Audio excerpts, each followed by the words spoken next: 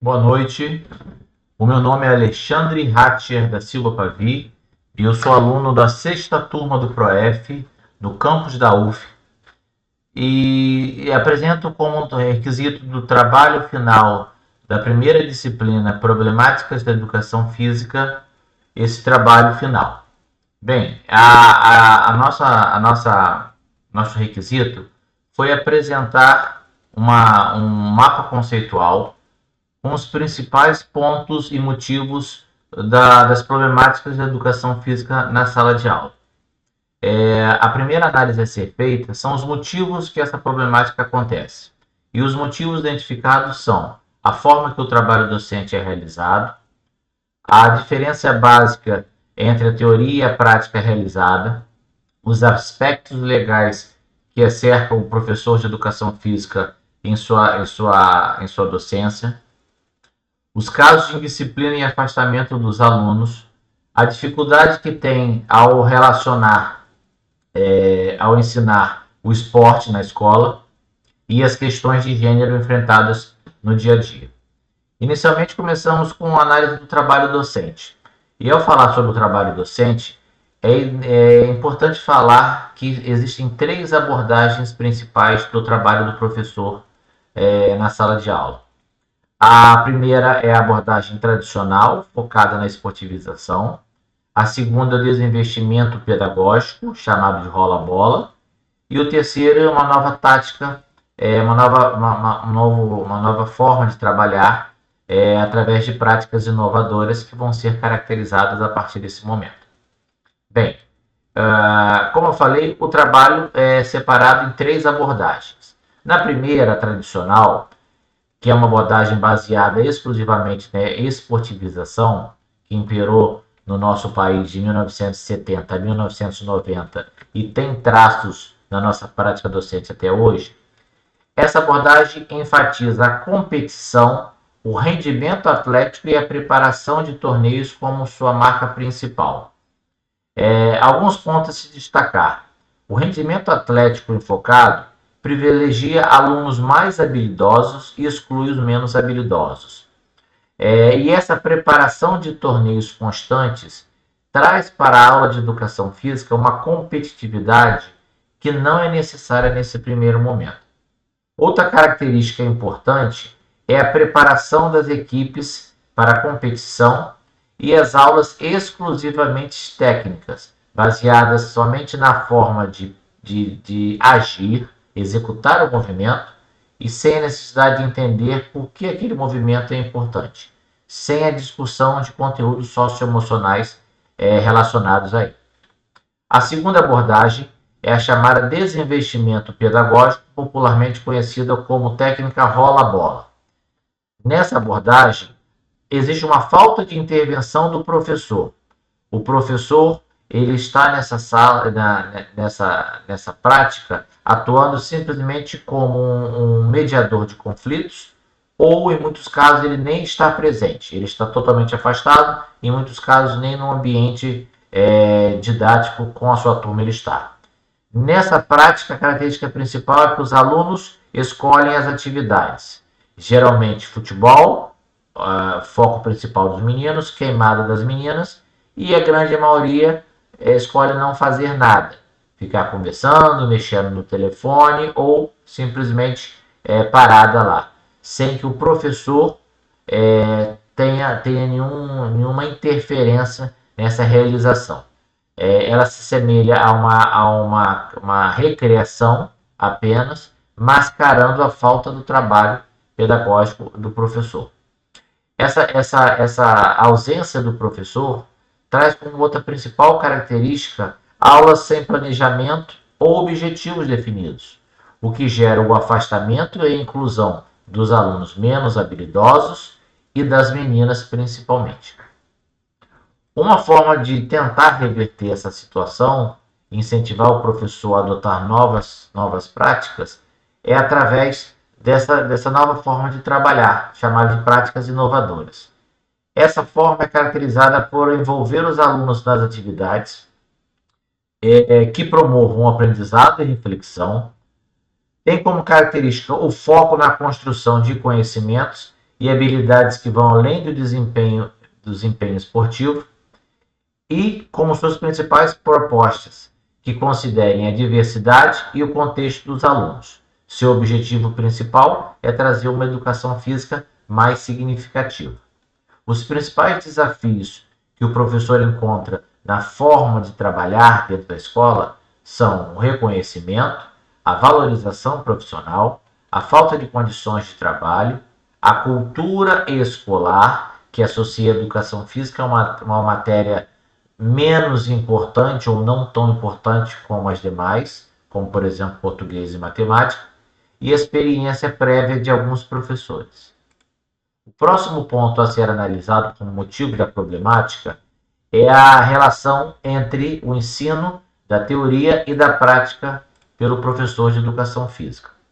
Nessa análise, é interessante identificar que até os anos 80, a educação física tinha o seu ensino exclusivamente ensinando a fazer, baseado apenas na prática.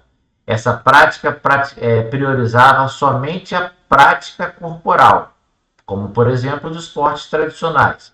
Aí nós temos o chamado Quarteto Fantástico, que algumas escolas ainda trabalham de forma imperativa: futebol, voleibol, handebol e basquetebol. E não havia nenhuma necessidade de desenfocar a forma de pensar ou para que estava sendo trabalhado aquele esporte. Era meramente uma repetição do gestual. Até que a partir de 1980, o movimento renovador da educação brasileira, educação física brasileira, trouxe uma forma de compreensão em analisar que as práticas corporais, elas não apenas deveriam ser uma experiência corporal, elas deveriam trazer ao aluno uma capacidade de pensar antes de fazer e ensinar sobre o fazer. Essa nova forma de trabalhar, de pensar, foi inspirada na perspectiva culturalista baseada nos principais documentos de referência na época, os PCNs e a BNCC. Nessa nova forma de pensar, buscava-se saber o porquê e quais são os conceitos antes de realizar determinados movimentos. Os principais desafios a essa forma nova de pensar foram as resistências, tanto de professores quanto de alunos e também da comunidade escolar. Evoluindo ao próximo motivo, nós temos a legislação que acerca o trabalho do profissional de educação física, que nós vamos analisar agora.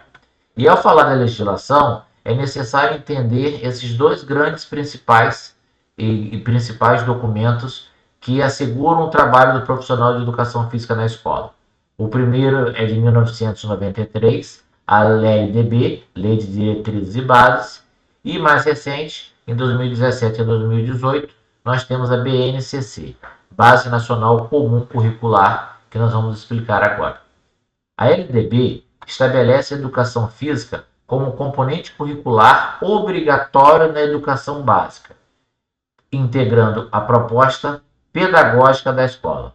Ela deve ser ajustada às faixas etárias e à condição da população escolar, e traz algumas características, como o fato de ser facultativa aos alunos dos cursos noturnos. Mais para frente nós vamos entender que a LDB teve complementações, como a Lei 10.793. Ela gerou impactos diretos na prática da prática docente, resultando uma valorização da educação física como disciplina essencial, a formação e capacitação de docentes, o desenvolvimento de currículos específicos. Quando a gente fala de valorização, a gente tem que entender que essa valorização levou um reconhecimento e um aumento do respeito como disciplina, uma vez que ela passou a ser legitimizada como uma prática, uma cadeira da escola e não simplesmente uma atividade recreativa. Traz também a inclusão e a diversidade, considerando as diferentes condições e as necessidades dos seus alunos, resultando em práticas docentes mais inclusivas e adaptáveis. Trouxe também um ponto muito importante, que foi a formação e a capacitação dos docentes, no que tange à necessidade da formação específica para professores de educação física, o que passou a implicar em cursos de formação continuada exclusivos para professores de educação física que enfoquem a teoria e a prática. Também houve a evolução no desenvolvimento de currículos, que não só enfocavam a teoria e a prática, como não se limitavam exclusivamente a só ensinar a fazer, e sim passaram a ensinar sobre o fazer, essa nova forma de pensar a educação física. Eu falei que houveram complementações LDB, e uma complementação importante foi através da Lei 10.793 de 2003, que ela veio mudar um pouco as regras quanto à oferta de educação física para os alunos do curso noturno, que antes era facultativa a todos os alunos, e a partir dessa lei passou a ser facultativa apenas para alunos em certas condições, como o aluno que cumpre jornada de trabalho igual ou superior a 6 horas, o aluno que é maior de 30 anos de idade, o aluno que tiver em serviço militar obrigatório ou em situação militar ou em situação similar, amparado pelo Decreto-Lei 1044, que fala de alunos portadores de afecções graves, e alunos que tenham prole, ou seja, alunos que tenham filhos. E a legislação que a gente chegou e a gente trabalha até hoje, ela deriva de 2017 e 2018, que é o que nós temos até hoje, a BNCC, a Base Nacional Comum Curricular. Ela nos apresenta uma educação física como componente curricular que tematiza as práticas corporais que pensem e trabalhem não só ensinar a fazer, mas sobre o ensinar sobre o fazer. Bem, outro ponto também importante é a análise dos casos de indisciplina e afastamento dos alunos das aulas de educação física. O afastamento se dá quando o aluno não comparece às aulas ou, quando comparece, não se envolve nas práticas quando presentes. Os seus principais motivos é a repetição dos conteúdos, ou seja, o aluno acha as aulas maçantes e não participa, ou porque ele não participa ou se exclui, se afasta, porque ele tem insucesso em certas modalidades e às vezes sofre por isso e prefere não participar. Já os casos de indisciplina são gerados quando ocorrem comportamentos que se opõem às regras estabelecidas. E tanto a indisciplina quanto o afastamento apresentam propostas de soluções que são viáveis e devem ser analisadas. Entre essas propostas, é necessário entender que o afastamento deve ser revertido através de atitudes como a diversificação das práticas corporais, sair do pensamento da esportivização exclusiva e diversificar as suas práticas, objetivando despertar o interesse, ampliar as possibilidades de identificação de sucesso entre os alunos. Aqui no caso, quando você oferece novas modalidades, novas práticas, você pode submeter aquele aluno que não era tão habilidoso em práticas esportivas como o futebol, a que ele possa mostrar seu talento em outras práticas que não são tão comuns, como o skate, como o slackline, como a dança, como a luta, e aí ele pode voltar a participar por gostar mais dessas modalidades. Outro objetivo dessa diversificação é combater o insucesso e a exclusão dos alunos menos habilidosos, como eu falei, uma vez que você oferece um grande leque de atividades corporais, uma ou outra ele pode se identificar mais e acabar retornando à sua aula. Existem projetos que são analisados justamente para reverter esses casos de afastamento. Nessa forma de pensar, a implementação de novas propostas pedagógicas diferenciadas toma um gás muito importante nessa situação. Dois exemplos claros dessas propostas pedagógicas de combate ao afastamento são o Sport Education e a aprendizagem coletiva. No Sport Education, os alunos são divididos em 3 grupos iguais. Esses 3 grupos participam da seguinte forma: 2 equipes jogam entre si, enquanto uma equipe assume funções como arbitragem, organização e estatística. Já na proposta da aprendizagem cooperativa, essa proposta tem benefícios, pois facilita a interação e potencializa a interdependência positiva do seu aluno.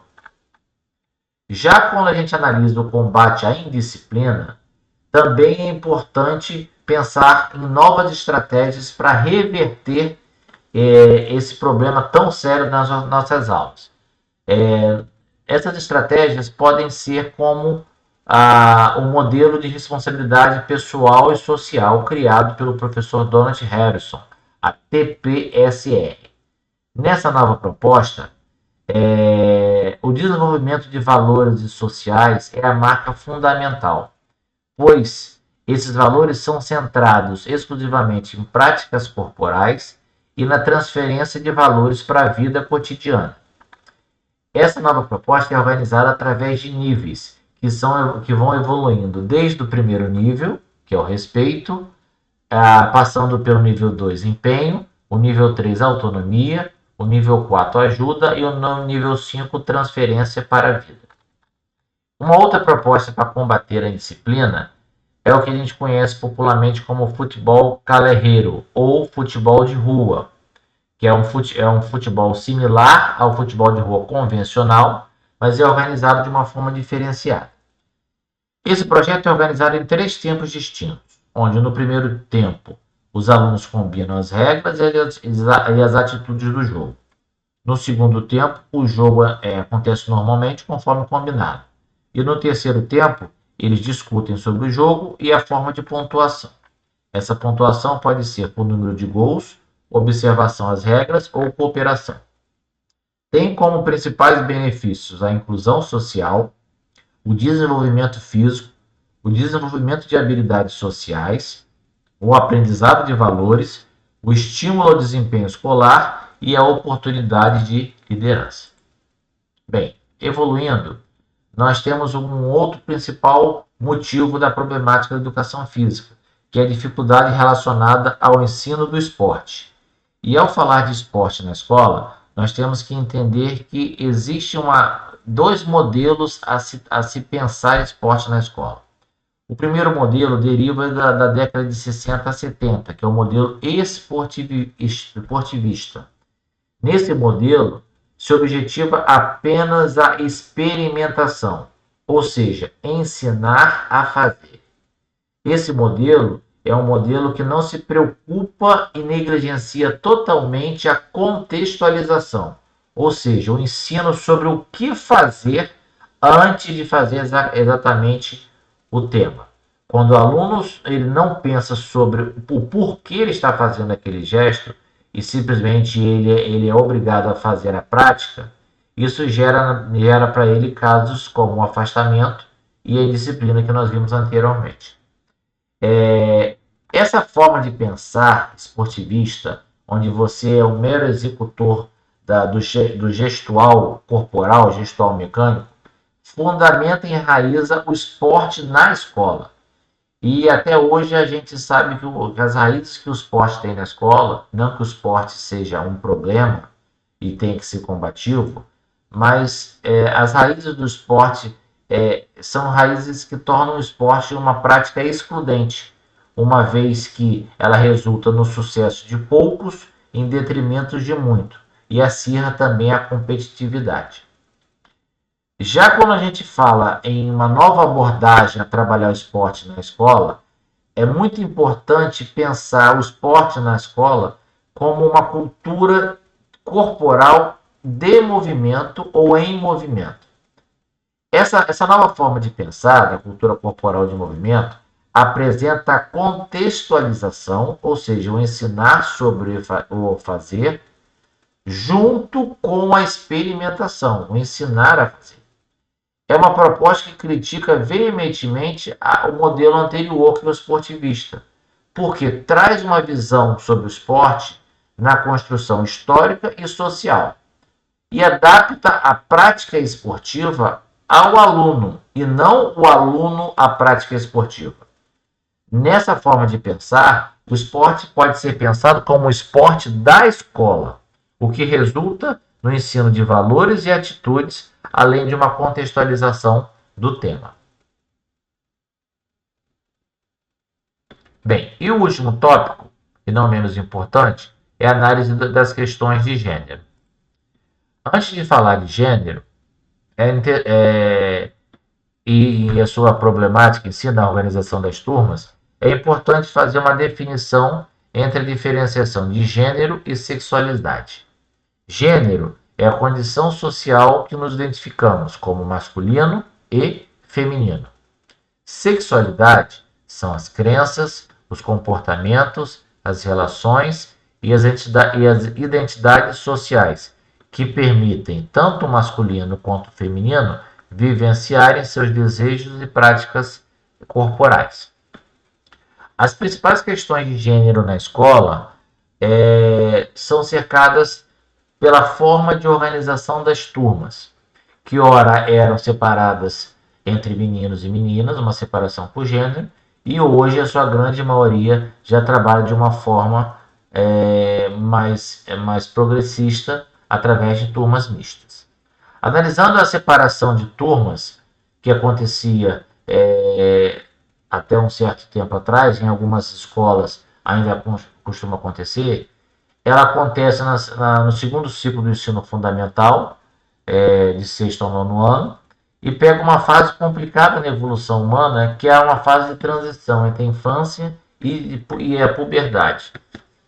A alegação de se separar a turma por gênero, entre meninos e meninas, é que o desnível de performance é um fator prejudicial às meninas, assim como as meninas incluídas nas aulas do menino poderiam atrapalhar suas práticas. Por que esse pensamento é feito?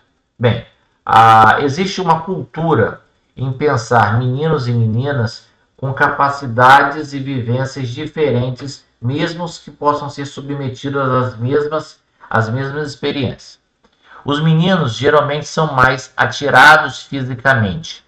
Eles brincam de correr, de subir em árvores, de lutar. Eles apresentam uma ousadia física ao desafio mais evoluída nesse ponto do que as meninas, o que estimula a eles um maior número de experiências motoras.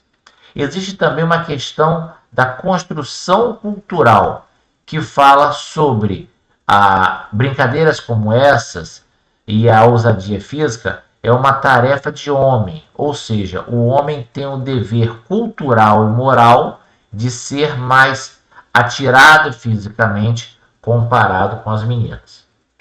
As turmas das meninas eram pensadas através de estímulos de menos vigor físico, pois elas brincavam de brincadeiras mais passivas, como casinha, comidinha, boneca, o que acarretava a elas, nessa fase de transição, poucas experiências motoras, sempre alegando que o corpo feminino tem construção diferente do corpo masculino, aí focando novamente a construção cultural entre o corpo do homem e o corpo da mulher, e que essa separação ela deveria ser feita porque a mulher não alcança o mesmo nível de performance que o homem pode alcançar.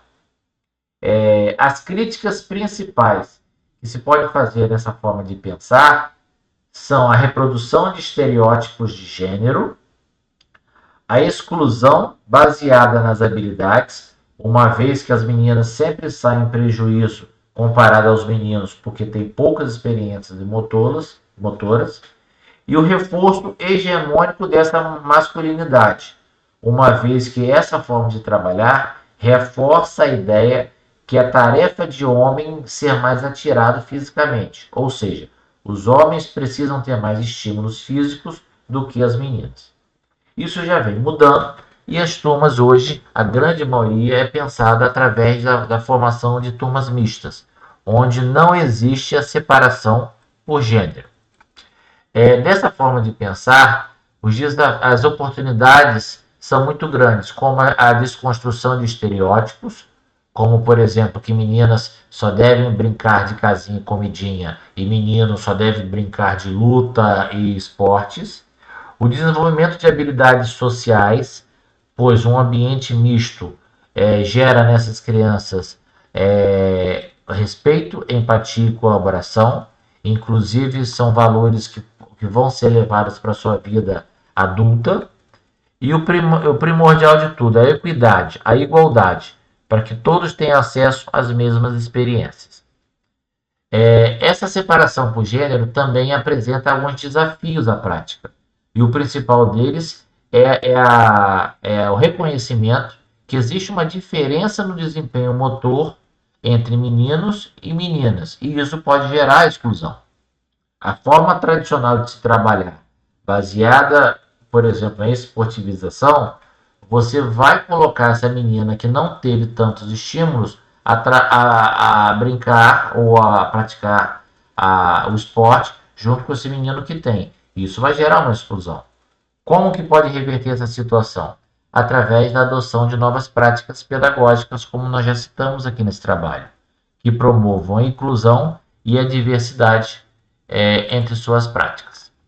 Esses são os principais tópicos apresentados como motivos das problemáticas de educação física, que eu espero que tenham sido passados da forma correta. Meu nome é Alexandre Pavi, eu encerro por aqui, agradeço a oportunidade.